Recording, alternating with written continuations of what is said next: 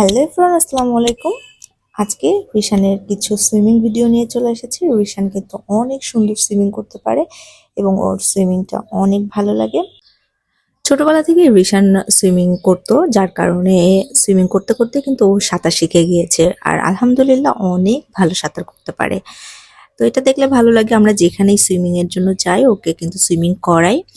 আর হচ্ছে কোথাও রিসোর্টে গেলেও কিন্তু আমরা সুইমিং গুলো করাই। অনেক সময় আছে ভিডিও করা হয় না, করতে ইচ্ছা করে না, বাট কিছু কিছু সময় কিছু ক্লিপ করে রাখি।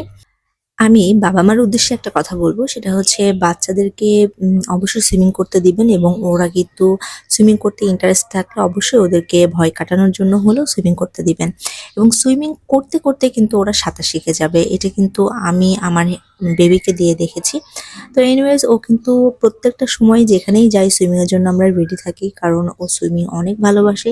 ছোটবেলা থেকে যেহেতু ও সুইমিং করে সেহেতু আমরা কিন্তু ওকে নিয়ে অত ভয় পাই না, একাই ছেড়ে দিই। তবে যাদের বেবি একদমই ছোট অবশ্যই সুইমিং এর সময় কাছে থাকা উচিত, কারণ পানি জিনিসটা অনেক খারাপ। যখন সাঁতারটা পুরোপুরি শিখে যাবে তখন কিন্তু আপনারা একা ছেড়ে দিতে পারেন। আর আমি আমার বেবিকে প্রচন্ড প্র্যাকটিক্যাল করানোর চেষ্টা করি, কারণ ও একা একা যেন সবকিছু করতে পারে। যার কারণে কিন্তু ওকে আমি প্র্যাকটিক্যালি আমি বলি যে তুমি এটা নিজে করো, তুমি এটা নিজে করতে পারবা। ওকে কনফিডেন্স ক্রিয়েট করার ট্রাই করি।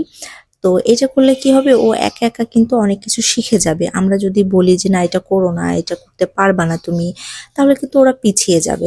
আর বাচ্চাদের ছোটখাটো কোনো বিষয়ে যদি ওদেরকে একটু কনফিডেন্স ক্রিয়েট করা যায় আমার মনে হয় খুব ভালো হয়।